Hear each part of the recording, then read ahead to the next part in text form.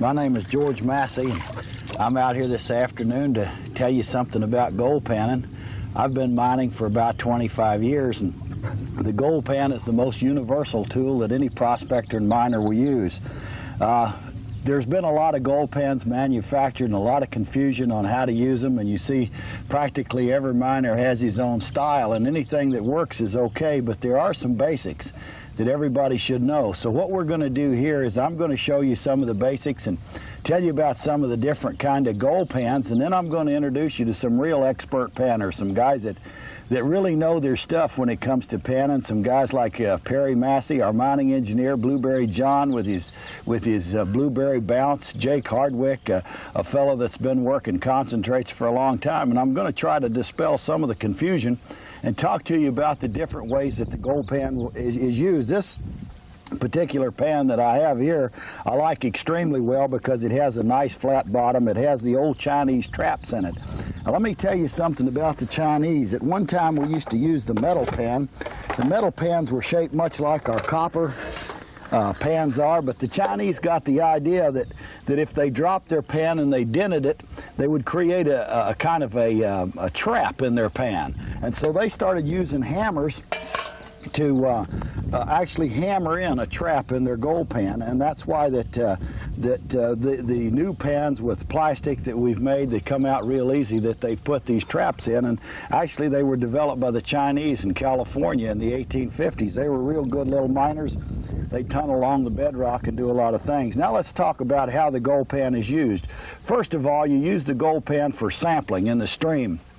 You can go along a stream bank and you can sample here and there, and you can find some color. We've talked in other lectures and programs that the GPAA has put out about where to go in a stream. But when you get to a likely spot that you think the gold pan is used, you can just you can go down, take your shovel and take a sample of material and sample it out, and that way you can tell whether there's any gold there. Some of the other uses for a gold pan. If you work your concentrates down, for instance, if you get down to where there's some black sand, just a minute and I'll show you. I'll give you a first little go through on the pan, and we're just working flow sand, so we're pretty certain that there's no gold in this, but there could be some black sand, and as you know, or have you been told before, probably, that there could possibly be some gold in that black sand.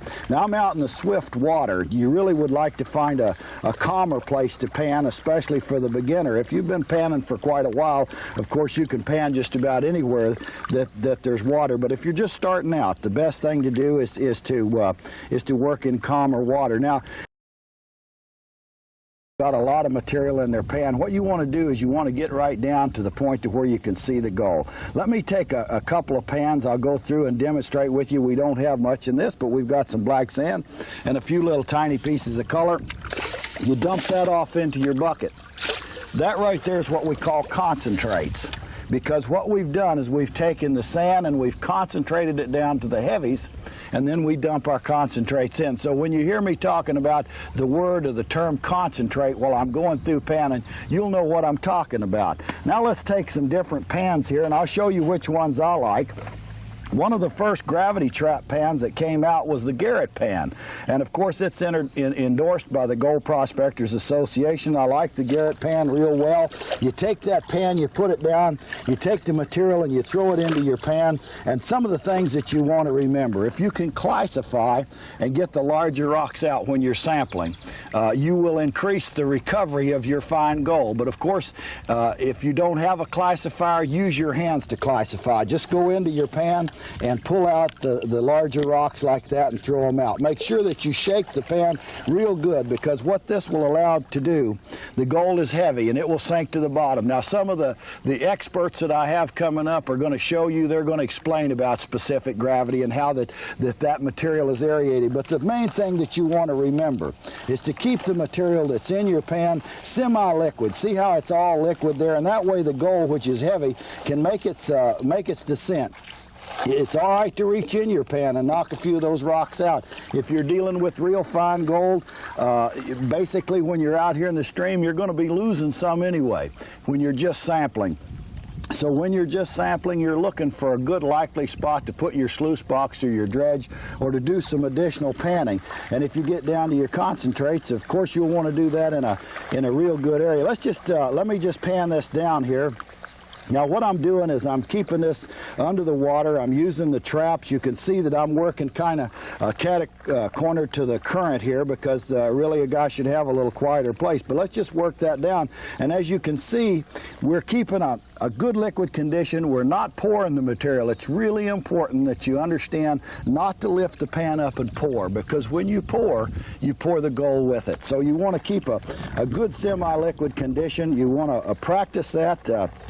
And take this and allow that material just to roll right off there. Now it's okay to stop and pick those rocks out, and let's just pan this down and see. Now we've got a little bit of color in this pan here, and I'll do what we call a fanning action. There's going to be some guys come up in this program and they'll show you what a fanning action is all about. But let me show you here. You see the pieces of gold here? Now normally this is what you're going to find is fine gold. You're always going to need something called a sucker bottle. Now Blueberry John, Perry, some of these guys, Jake, they'll show you how to use these, but basically the sucker bottle is to suck that fine gold up when you find it. If you're working concentrates, work in an enclosed area with a tub. Let's take a look at some of the other kind of pans, and it's real interesting to talk about gold panning and what makes a good. They say a nervous person makes a better gold pan. That's why they say women are better gold panners than men, because they're generally nervous, and if they're out there with some of the men I know, they're probably real nervous. So they generally make a little bit better gold panner. Let's take a look at some of the other pans. This is my favorite pan, like I told you. And why is it my favorite pan? Because it's got the traps in it, it's got a nice wide bottom, it's got a green color that's pleasing to the eyes when you're out in the sunshine. You would take this material that we just got out of this pan and you dump it into your bucket, okay? You dump it into your bucket, and that's your concentrates. And I'll talk to you, and some of these guys will show you how to pan for concentrates. So let's review a little bit what we're talking about. We talked about sampling, and we talked about working the concentrates. So basically we're talking here with this kind of panning as it applies to placer mining or placer gold. What is the difference between placer gold and hard rock gold, and do they use a gold pan in hard rock gold? Certainly they do. The placer gold is the gold that's eroded out of the ore, it's come out of the rock, and it's wound up down in the gravels in the stream. The lode gold is the gold that's still in the ore. But what you can do, if you're a good panner, you can take a piece of material and you can crush it up and put it in your gold pan, and you can actually pan it out. And if there's any free milling gold, that's visible gold in there, you'll be able to see that right out of the rock. This right here is a trap pan. This is developed by a guy by the name of Eldon Rodman, and he's got a special way that he uses that pan, and I've got one here that I'll show you in a few minutes. This is a classifier. These are important because remember we talked about that if you can classify off the larger rocks, you'll have a higher recovery of gold. This particular thing right here will set right down on the bucket that I'm sitting on. But right now I'm sitting on the bucket, but I think you can visualize how that you can put this right on top of the bucket, shovel into it, and throw the larger rocks off. Let me just give you a demonstration. See, if we took this and we put let me get a gold pan here. We sunk the gold pan, and we take that and we classify it. See here how we can classify off all the large rocks, and we don't have to pick them off by hand. And that saves us a lot of time when we're able to do that. So a nice classifier is good to have, and you can make one of those classifiers, and those are all important to panning. Here's a pan that was developed by a fellow up in Washington. It's called a square pan, and there's a lot of guys that use the square pan. Now this takes the same kind of action that I was showing you on the round pan. I particularly like the round pan because I can get a swirling action, but you get the same kind of action. You notice here that we've got a good semi-liquid condition of the material in our pan. We can classify off some of the larger rocks, and we do not pull up and pour. We get a nice rocking action in this pan. It works almost like the old rocker box, and you can see that trails the material off. So any of these pans will work. It's just a matter of what you get used to. And of course, after you start mining, remember that every prospector and miner has his own idea as to what's best, and you will develop your own idea as to what's best as well. Let's take a look here now. We can see the gold that's in the riffle. See the gold in there? It's laying along here. There again, you need your sucker bottle. Let me get this so I don't fall over here on my stool. But you need your sucker bottle to suck that gold out of there again. So the sucker bottle is a real important thing. Let's take a look at this trapped pan. Remember I showed you the pan that had the trap in the bottom of it? Let's take a look at how it works. There's a little different action. When you work this pan down, you can work it a little bit faster because it does have that trap in the bottom. And as you work it back and forth, the way that Rodman demonstrates this pan is that he will run the material back and forth across it, and the gold will drop right down in that trap. And let's see if it works here. As we work this down, you can see we're doing the same thing. We're keeping a nice fluid action in the pan. And as we work this down and we run that down right to the concentrates. Now that black sand is heavy, and that's our concentrates. And if I was panning my concentrates, I'd probably stop right there. Now, I don't know if you can see that, but we've got gold right in the trap. If I can get it back here where we can pan out a little more of that black sand. Let's take a look at it this way. Can you see the gold in there? Okay, now again, you take your sucker bottle and you suck it up. Blueberry John is real slick at that, and he's going to show you a better picture of that than I could. I'm going to show you now my favorite pan, which is the Keene pan, manufactured by Keene Engineering. I'll give them a little plug here. I helped somewhat in design that pan. This is not the end of the line. There'll probably be better pans designed and come up. There's things after you build something that you can come up with better ideas and better ways to do it. Let's just take the material now. I'm going to take you completely through it and show you what we're talking about. You load your pan up with material with your shovel. You throw out some of the larger rocks. It doesn't hurt if you want to classify.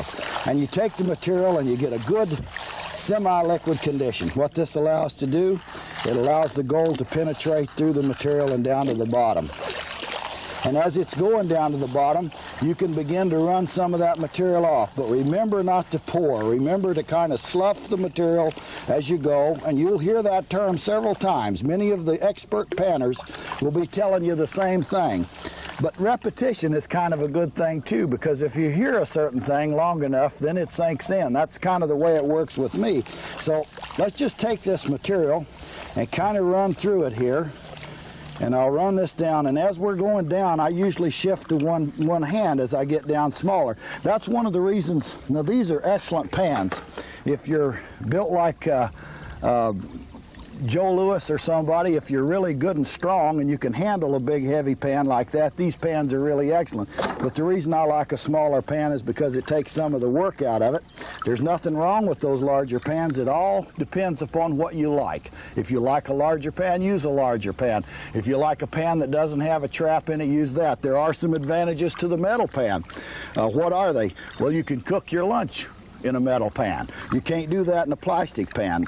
There are some advantages to a plastic pan. You can use a little nitric acid in the plastic pan if you ever have an occasion to. We'll be telling you about that. Now we've got a couple of large rocks here. We'll pick them out. We'll continue to pan. A lot of people will stop when they got this much material in their pan. That's really too much. You've got a half a teacup full there. If you suspicion that you've got a lot of gold, certainly pan into another tub. Pan into an enclosed area. If you're just sampling out on the stream, you're going to want to pan it right on down so that you can see what you've got in your pan, because that's really too much for your fanning action. So you just continue to pan that right on down, and if you've got any gold in there, it'll show up. Now let's take a look. Here's where we start our fanning action. If you'll take that pan, now that you've got it panned down to where you've got a couple of teaspoons full of black sand and you don't see any gold in there, but if you'll take it and you'll tap it like this very gently on the side, the gold will concentrate in one spot, so that when you start your fanning action, and as you fan your pan around, your gold will be laid in one spot. And again, you need your sucker bottle to pull it out. Now there's some fellows coming up that I'm going to introduce you to that are real experts on this fanning action and how to get that fine gold out of there, and I'm going to let them tell you rather than me. But you can see that anybody can do it. It's a real simple thing. There's recreational gold panning, professional gold panning. There's guys that started out as recreational miners that are now working for the BEMA doing their sampling. Blueberry John, he'll tell you some about how he started out running a tour group and then became a professional gold panner. So there's all kinds of panning methods, but very few is taught in your universities and stuff. Most of the ways to get really good at panning is to just go out and do it over and over and over again. I can show you how to do it.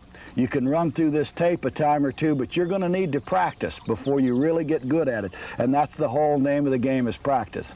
Recreational gold mining, panning, is probably the fastest growing hobby in America today. It's a lot of fun. You can go out to a stream, you can pan practically anywhere, you can come up with a few colors. A lot of people save the gold that they get from different streams, and they do it kind of as a hobby, as a collection, if you will. A lot of people that go backpacking in the mountains, that just go out on nature walks, take their gold pan with them because they can look through. There's a lot of things that you'll find in with the gold. We find garnets.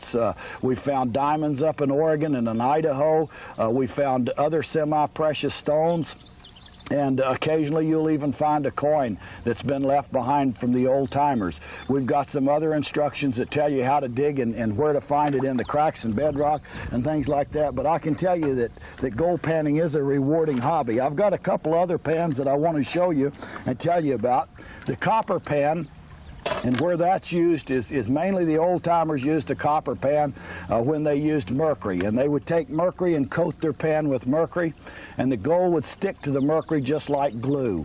Well, today, you know, we found a lot of things out about our ecology and our environment, and you do not want to use mercury open to the environment. So we don't do that anymore. If you have a need to use mercury, there are some very fine books that you can read up on it, and you'll want to use it in a completely enclosed area. Now, a guy says, well, if I pan into a tub, is that an enclosed area? It's not if you dump the tub. Mercury is something that you have to be very careful with when you use it, but it does work really slick in a metal pan, and I don't want to get too deep into that, but if you'd like some more information on it, you can write to the GPAA and they'll give you. Now, these other two pans that I have here, you can tell that they're notably smaller than the larger pan that I was using, and they're used for concentrates, dealing with concentrates. For instance, if I took, let me show you here, if I took this material and I dumped it right out of my pan into this smaller pan, now I've got a little bit better control. We'll catch that pan a little later as it goes down there, but now I've got a little bit better control. I can work a little finer action to come up, and this is what we call a concentrate pan. So I can concentrate that material down, and then I can catch it with my sucker bottle a little easy. So if you're having trouble with your larger pans, and then take your concentrates and put them in a small pan and go right around there, and you'll be able to work that out a little bit better.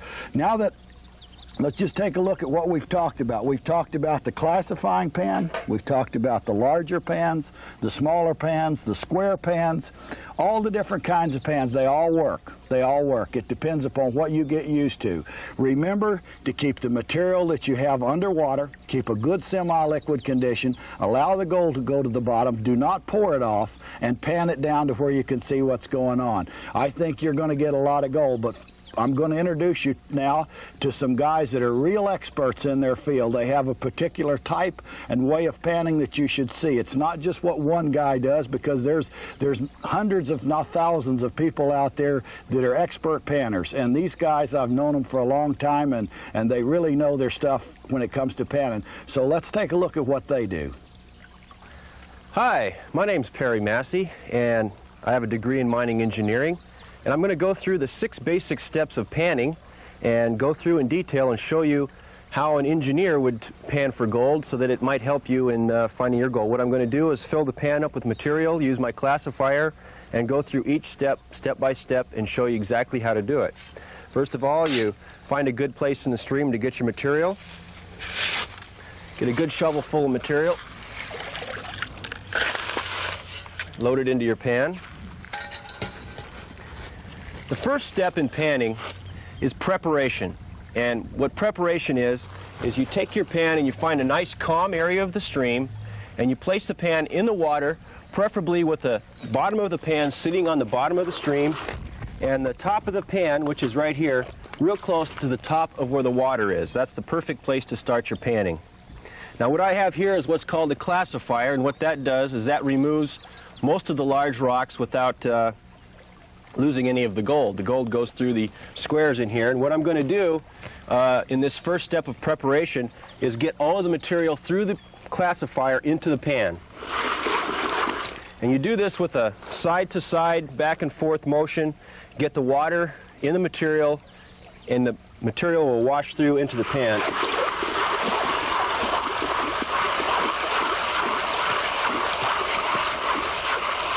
Okay, as you can see, we have a large amount of larger rocks in here.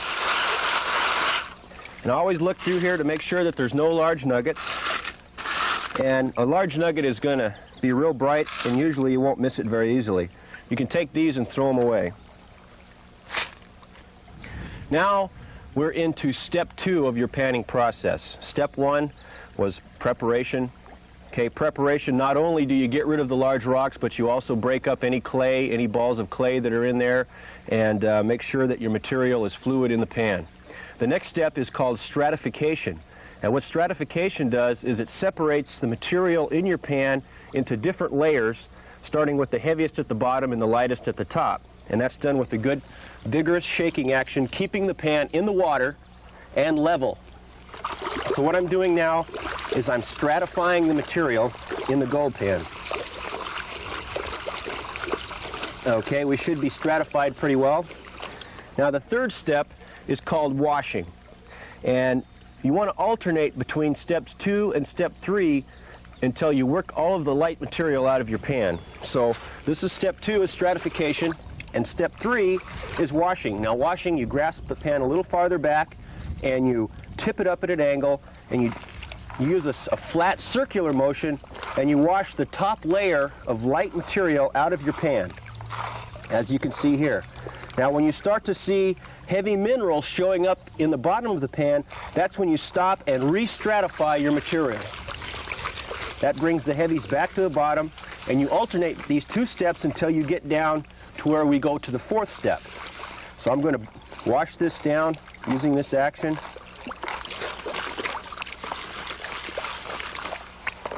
Sometimes you can use a rocking motion or a flat circular motion like this. But when you start to see the material show up back here, that's when you re-stratify it and then tip it back up again. You can use one hand or you can use 2 hands. It all depends on the technique that you develop. Re-stratify and wash. Those are the 2 steps that you alternate until you get your material down to what we call the final, or the 4th step. Okay, now we're down to enough material where we do the 4th step, which is called cleaning. Now what cleaning is to get the final remaining light material out of your pan. And the way this is done is you bring your material back down level again and you re-stratify it, and then you tip it up at an angle and you do a dipping motion such as this so that only the top layer of the light sand goes off. When you start seeing black sand, that's when you re-stratify your material, such as this. You can see by vigorously shaking, the light sand comes to the top, and then by using a dipping motion such as this, you can wash that light material right back off out of your pan. One point that I'd like to bring out is that when you get down to this much material and you have a lot of gold in it, you want to use what's called a safety pan. And I have a safety pan here so that we don't lose any of the gold. Sometimes you might flinch, or by accident you don't want to lose your gold that you have in your pan. So we're going to use the safety pan here, and we're going to catch the concentrates as they come through. Okay, so we're going to keep on doing step 4 until we get all of the heavy material to the bottom and all of the light sand off the top. As you can see, we're starting to see gold showing up here in the edges of the pan.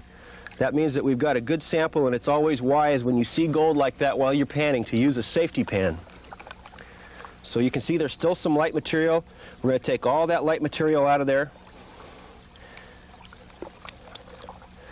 Now we get down to the 5th step. The 5th step is called inspection. That's where you pick your pan up and you see what material you have in your pan. We're down to where we have maybe a teaspoon or a tablespoon of material. We've gotten all of the light material out. Now we're ready for our inspection. Okay, now there's several different methods you can use for getting your concentrates to the point to where you can see the gold. Now the way I do it is I start off by using a back and forth, a side-to-side shaking motion, and then tapping the edge of the pan on the top side like this, and then up in the pan. Now this is the gold. This is a step that's called the inspection. Now you're looking, you can see, and it's a good way to estimate how much gold that you're getting, how much gold. Another thing to keep in mind is pan factor. And what pan factor is when you have a 16-inch pan, it generally runs about 200 pans to the yard. This here particular pan is a 14-inch pan, and it runs about 300 pans to the cubic yard. So if you had this much gold in each pan, then you'd know that you'd get 300 times that in a yard if you were sampling in an area. As these pebbles come up, you can throw these pebbles out, and we're getting down to where we're ready for our final step, which is gold removal. And what I'm going to do is I'm going to shift my panning to the smooth edge of the pan so that the riffles are on the opposite side, and get the very final separation of the heavy sand from the gold. As you can see, you alternate between stratification and between washing, and you gently wash that black sand out of there. Now you got to make sure and watch what you're doing, and if you see a piece of gold starting to creep towards the edge, that's when you pull back and re-stratify it. And always pan into your safety pan when you get to this point.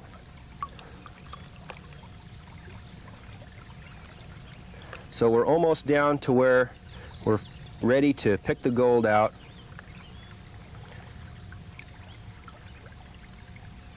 Okay, now we're ready for step 6. The final step is gold removal. And I need a little more water. What I try to do is I try to fan the material so that I have about a half an inch distance from the black sand to the edge of the pan, or the trough of the pan. And by doing 2 or 3 steps this way, you can use your snuffer bottle to get all of the gold out of there. Okay, now I use what's called a tapping motion in order to get the gold from out of the black sand and up on the edge of the pan. So let me show you this tapping, the way that works. Okay. Now what I'm going to do is tap it so that the gold will actually jump away from the black sand, and it'll be right up along the trough, and you can pick it out with your snuffer, just like this. and blow some of that material away like that. Get it all into one little hump, and your snuffer will suck the gold right out of it. Just like that.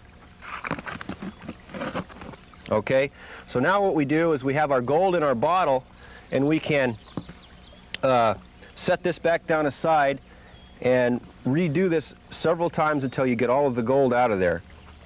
So I'm going to fan it again, and then I give it a light tap. That brings a bunch of more gold back to the edge, and then use your snuffer and you can suck the gold right out of it.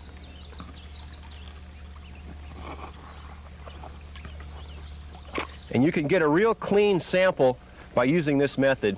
And what you do with this is you dump the water out of it and you dump it back into a pan, and you can allow it to dry, and then you can put it on your gold scales and weigh it up and get your sample analysis. But that's basically the step-by-step process. We'll review it one more time. The first step is preparation, where you remove the large rocks. The second step is stratification, where you stratify the material with a good vigorous shaking action and bring the gold to the bottom of the pan. The third step is washing, where you wash the light material off the top. The fourth step is cleaning. When you get down to where you have just a small amount of gold in the bottom, you get the final amount of light material out of your pan. And then the fifth step is inspection, where you pick it up and you look to see what material you have in there. And then the last step is the gold removal, which is the sixth step. And that's the final amount. And I wish you luck, and thanks a lot. Well, you just saw Perry Massey, our mining engineer, give a demonstration of the technical aspects, the 6 steps of gold mining, if you will. Now the guy that I'm going to introduce to you is Blueberry John. Blueberry John is well known around Nome, Alaska, and a lot of other areas for his expert skills in panning. Blueberry is particularly adept at panning the heavy garnet and black sands on the 20-mile beach at Nome. This is a very popular area with a lot of weekend prospectors, and it certainly is an area that separates the men from the boys when it comes to panning. So let's take a look at old Blueberry John. There's a lot of stories that we could tell you about Blueberry. He is a real colorful character, but let me introduce you to Blueberry, and he'll show you his famous Blueberry bounce. Yeah, I'm John Andrews, better known as Blueberry John, and I've lived in Nome since 1967 when I first came up here. And I've had the hobby of panning for gold since the first month that I came here.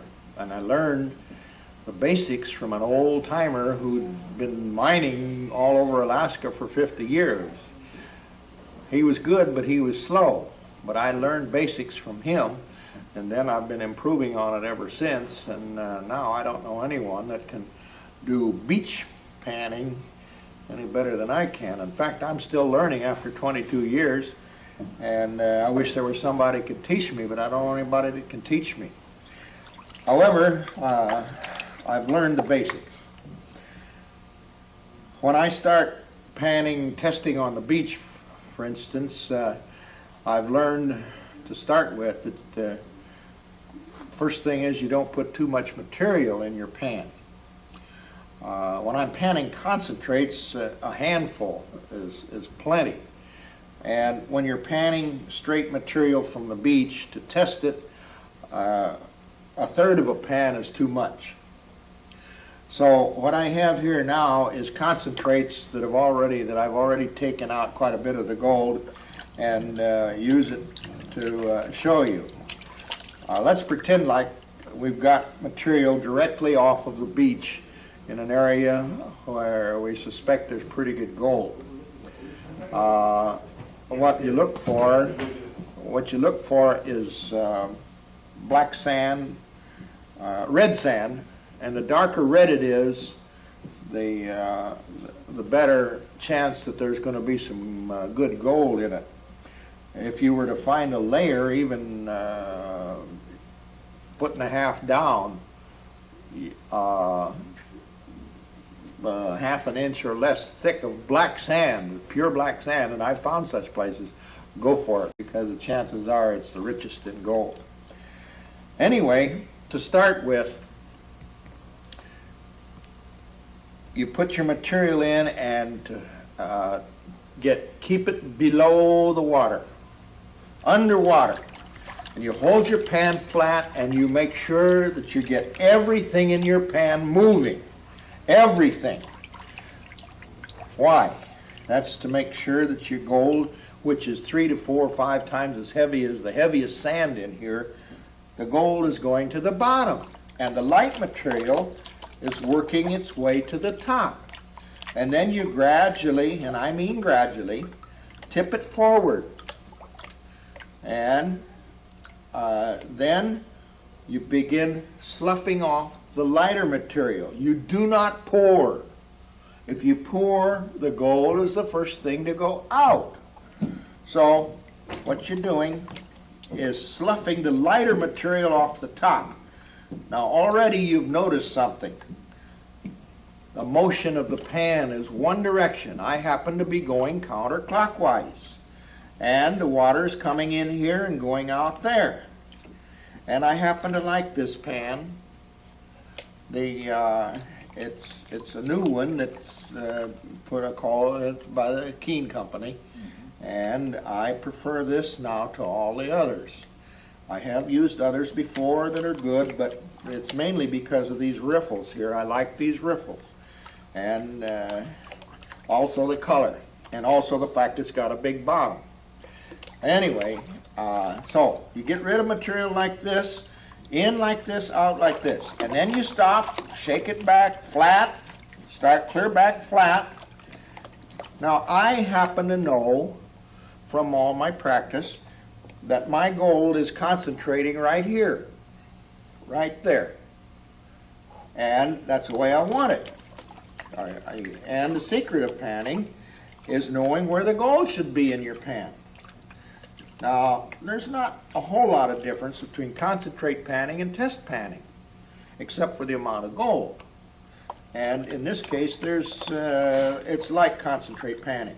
And now I'm getting rid of a little bit more sand, and because it's concentrates, I may be losing a few specks. However, now you see I've worked it back, and you can see here that most of the gold is right there.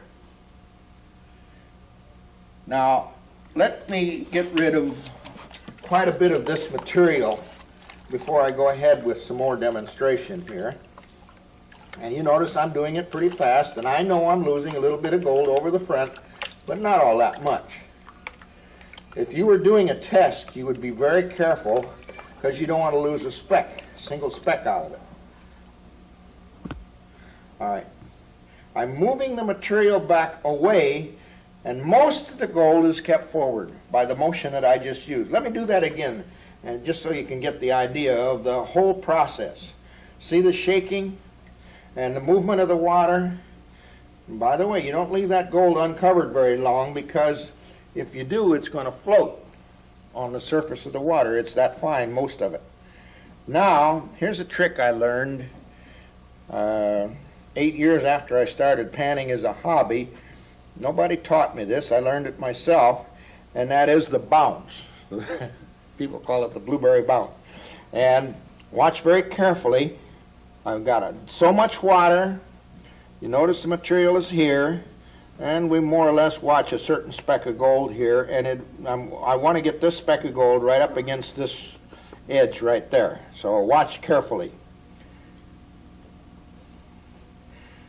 4 bounces, and it's there. Then I work the material back, bounce it a little bit more, put my finger in and get most of the gold all in one spot, and bounce it a little bit more like that, and there it is. See? Now then I take the sniffer, fill it full of water, squeeze it, and hold the squeeze with the gold underwater, sniff, and then most of it's in here already. See? Let's do that again, just for fun. There's still some gold in here. Well, let's get it all forward to start with. Notice the motion. I'm not losing any material. It's a circular motion in one direction only. And take a good look. You can see most of the gold is already right there. See? So then I spread it out like this. Then do the bounce. Do the bounce. There it is. Notice the movement of the water here as it takes the black sand away from the gold, like this. And then bounce it a little bit more. Most of the gold, not all, but most of it. Let's watch this speck while I bounce it forward. See it get clear to the edge? All right. All right, let's sniff up nearly all of that gold here. Squeeze the bottle underwater. There it is.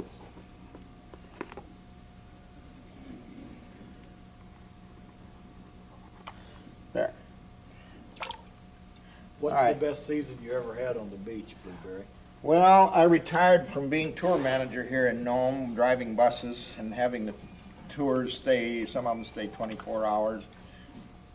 I retired in '84, and I went down the beach about 10 miles from Nome, between the Penny and the Cripple rivers, on the beach, and it just happened to be a good summer, '84, and that summer, in 3 months, I got 30 ounces, over 30 ounces of gold. And that was with a 3-horse pump and a 2-foot wide sluice, 7 feet long, and having the pump on a stand right down near the ocean shore.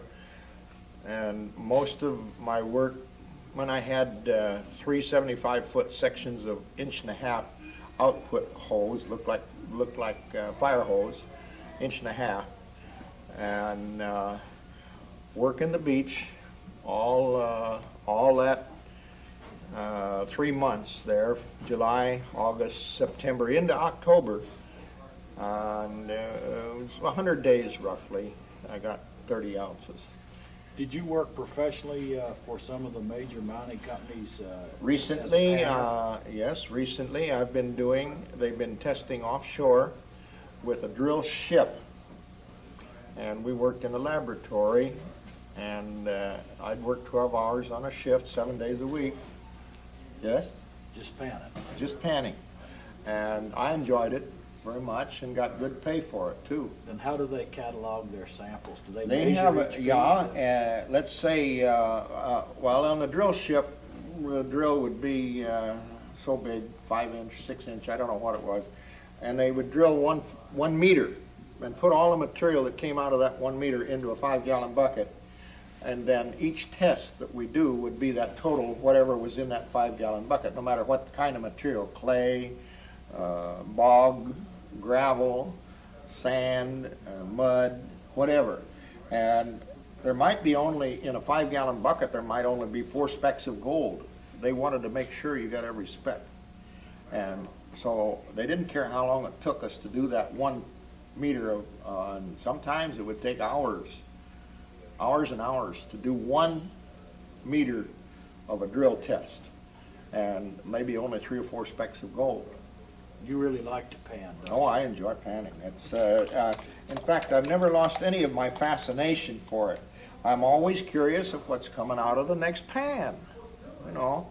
And even when I was working at it professionally for the summer of '87 and '88, and the winter of '88 too, by the way, they did testing through the ice out on the Bering Sea, and they would bring the material to the lab through the ice in the winter. How did you come with the name Blueberry John? Well, that's connected with gold mining too, in a way. We were taking tours 15 miles out to a gold mine, and in late August, when the blueberries are ripe, it would be nice to stop on the way back from the mine, back to Nome, stop and pick blueberries, right? Well, this one particular day, we had 100 people on tour, 3 bus loads. We took them all out to the gold mine at the same time, all 3 buses, 100 people. And well, on the way back, I stopped. I wanted to stop to pick blueberries. Well, I happened to know those other two bus drivers didn't particularly care to stop to pick blueberries. Well, on the way back that day, I was the first bus. So when I stopped, I made sure I parked the bus right in the middle of the gravel road. So, and here comes the second bus, the third bus. They had no choice. Here's 100 people out picking blueberries. And the third driver had to stop kind of short. He said, "That blueberry picking son of a..." Well, the editor of our newspaper here in Nome, the Nome Nugget, heard about that. And so he wrote a story about my tour and called me Blueberry John, and it stuck. Then later I became tour manager, and now all the tour guides have to stop to pick blueberries in August. Well, that's great. Thank you, Blueberry. You bet. It's been a pleasure. Right. And I hope you learned a little bit about panning. Well, there you just saw Blueberry John and the famous blueberry bounce. Now I have another fellow, a prospector of note, to introduce you to. He has a particular technique that is not seen every day. He works in a particular area. These are some of the guys that spend an awful lot of time a long way from town. But we were lucky to get a hold of Jake Hardwick, quite a prospector in his own right, a young fellow that's going to show you some real intricate steps in panning. Hi, I'm Jake Hardwick, and I've been prospecting for quite a few years now. And I know it's one thing that every panner should take to heart, and that's to watch other people, because you can always pick up little hints here and there and little techniques from all the different people, and then form your own panning technique. And that's what I've done through my years and watching real good panners out there, and they all seemed to have a little particular technique that helped form my own technique. And I'm going to show you a little bit of mine. I'm going to run through a pan here. I'm going to do a little shoveling on this gravel bar right here, and I'm going to go ahead and put a pan in there. And I'm going to tell you about a particular situation that you might run across in various streams.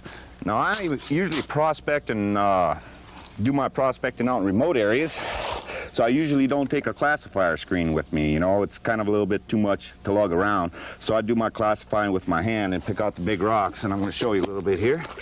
Like they said before, you want to keep your material in a good liquid suspension here. Stratify your material down in your pan.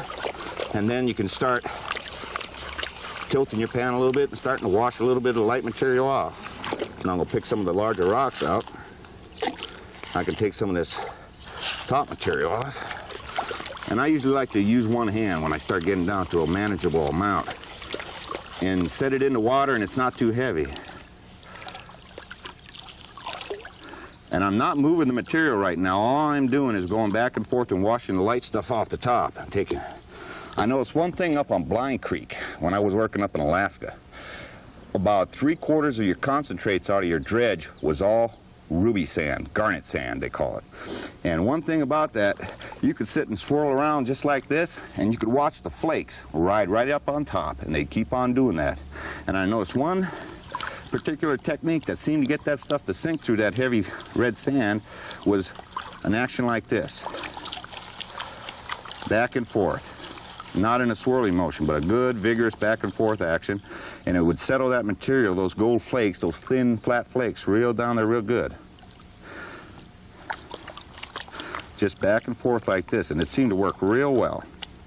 And you could use that in any situation where you have a lot of black sand, a lot of heavy sand at all. Red sand, garnet sand. And notice like this. You're not moving the material, you just you can see that light stuff just wash right out of the pan right there. Re-stratify your material. Wash the light stuff off. Back again. As soon as you see your black sand start appearing, go ahead and shake her down. Now you want to get to a point where the riffles become actually a hindrance to you. So you get it over to the side, and you can do the same thing. Now always be careful, when you see your black sand, you can start to see some of the gold start appearing. You want to re-stratify it.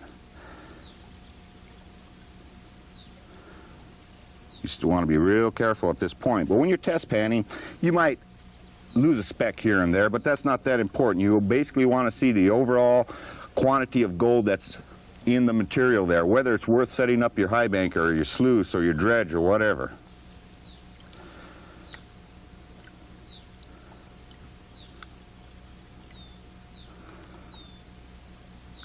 Restratify, wash your light stuff off. You get a little rock in there, go ahead and peel that out of there.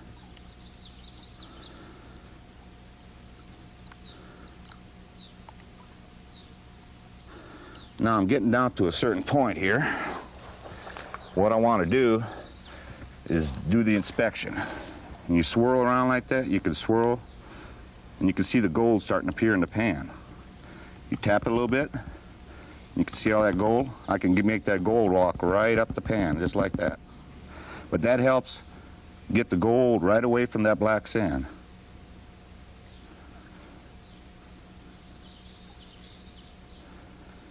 You can see how it's all settled right there. Just give a little tap, and that gold will get right up to the edge of the pan. Wash a little bit more of that black sand away. As you're doing that, give it a little tap. But you gently wash it, you can see that black sand separating right away from that gold. You can bounce it right back up to the edge.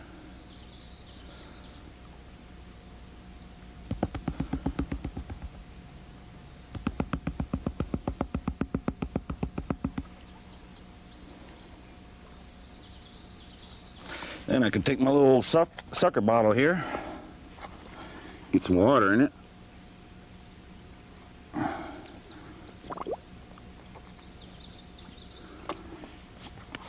You can see the technique right here. Tilt your pan down, get your gold. One little lump there.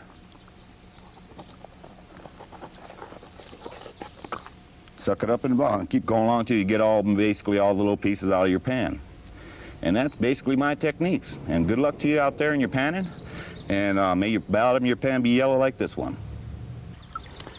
It's great, isn't it? Out here on the stream, getting a little gold. Well, you just saw Jake's special techniques, and I have a young guy that has been prospecting and mining all his life. He's been around a lot of the trade shows that our club has put on. He's done a lot of commercial mining. Practical miner, you probably couldn't find a better one. He's going to talk to you about speed panning, competition panning, and some of those things, which are certainly real popular today. His name is Tom Massey, and let's take a look at his techniques. Hi, I'm Tom Massey. I've been panning since I was about 7 years old. I'm going to show you a little bit today about speed panning.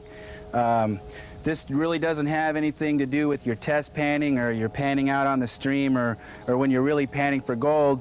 This is a competition that's been set up. They started back in about the 20s just to test other panners against other panners.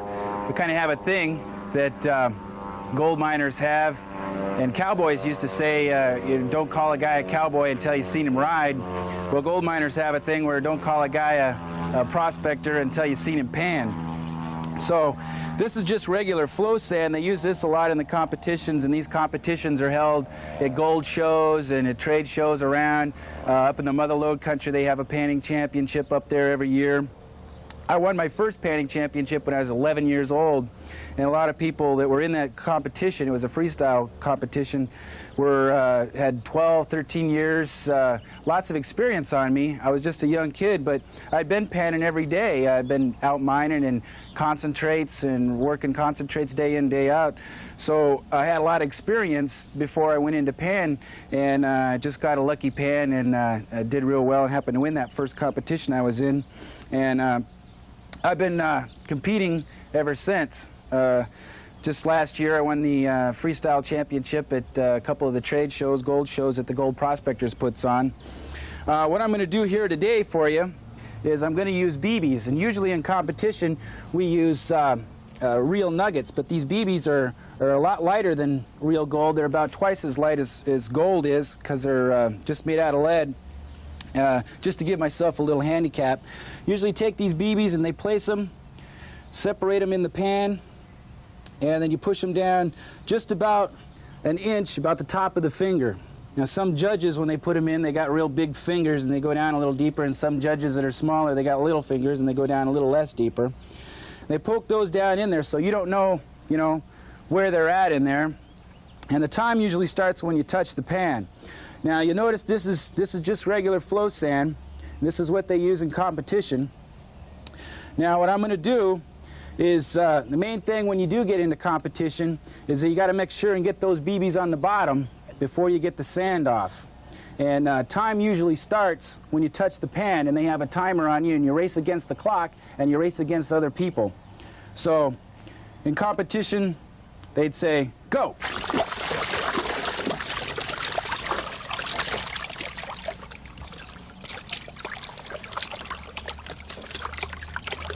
Now I'm working it on down, making sure the BBs are on the bottom. And then you work that pan on down, you get to this point, and you peel back, look for your BBs, all 5. 1, 2, 3, 4, 5. Now that was 20, 30 seconds.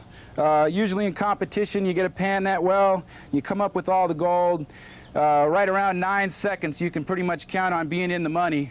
Some of these competitions you can do pretty well. Some of them don't pay, some of them are just the prestige of competing. A few other things I want to show you while I got the chance here, while they gave me the chance to show you, is about these traps. I know I saw probably a lot of the other guys on the film showing you about these traps, but that's the reason that I use this particular pan in competitions, because of these traps. These BBs come down here and get trapped in these traps, and you notice just how that pans. Well, there's one that fell out. See how they just hang right in there? When you got material in there, those BBs hang right in those traps and don't want to come out. I'm going to show you a few other things that'll help you with your panning, a few tricks of the trade. A lot of panning has to do with the wrist action. So when you use your wrist, it's very important that you get the correct action. A lot of people, when you first start out, you use 2 pans. But for me, for instance, as I've grown and gotten more into panning, when I get down to finishing panning, I use 1 hand because I use a lot of wrist action. Let me gather up some more sand here. And this is just regular flow sand, so this would be different material than you'd be using out on the creek bed. I'm going to show you, I'm going to throw some large rocks in here, okay? This is a particular method I use, and I want you to pay particular attention to my wrist, okay? When I roll the pan back and forth like this, okay, that's called the fanning action of it. Now notice these rocks, okay, when I roll it back and forth, watch these large rocks just roll right out of the pan. See how they just come out? Now your gold, you work your gold down so it sticks in the bottom of this trap down in the bottom, and then you could work those large rocks right off by that rolling action. Now that has all to do with your wrist. It takes a while to practice that method of rolling it back and forth like that with your wrist, but after a while you'll learn that and pick it up. I hope you learned something here today, and I hope my speed panning showed you a little bit of what speed panning's all about and what competition panning's all about. It's completely different than your regular panning that you have out in the stream. When you're out there panning, you wouldn't want to use this method at all because you'd probably, lose your gold. But in this particular, style, you're working against the clock and you're in competition. After a guy learns how to pan a while, certain speed panning techniques, they develop their own. I've appreciated you guys listening to me here today, and I hope you picked up something and learned something, and thank you very much. Well, there, ladies and gentlemen, you've seen some of probably the best gold panners that I've seen in my lifetime. I've been mining for 25 years. I've seen a lot of panners as the president of the Gold Prospectors Association of America with over 65,000 members. I've seen the difficulties that some people have had with their panning. If you'll go back and review this tape and look at Perry's 6 methods or 6 steps, look at Blueberry John's bounce, you will be able to go out on your weekend and find gold practically every weekend that you go out. If you stay in an area that's known for gold or in a stream that's known for gold, you can have a great time. It is a tremendous hobby, but it takes some skill, and I believe that this tape will prepare you for that skill. I thank you and enjoy. There's nothing in the world like gold panning.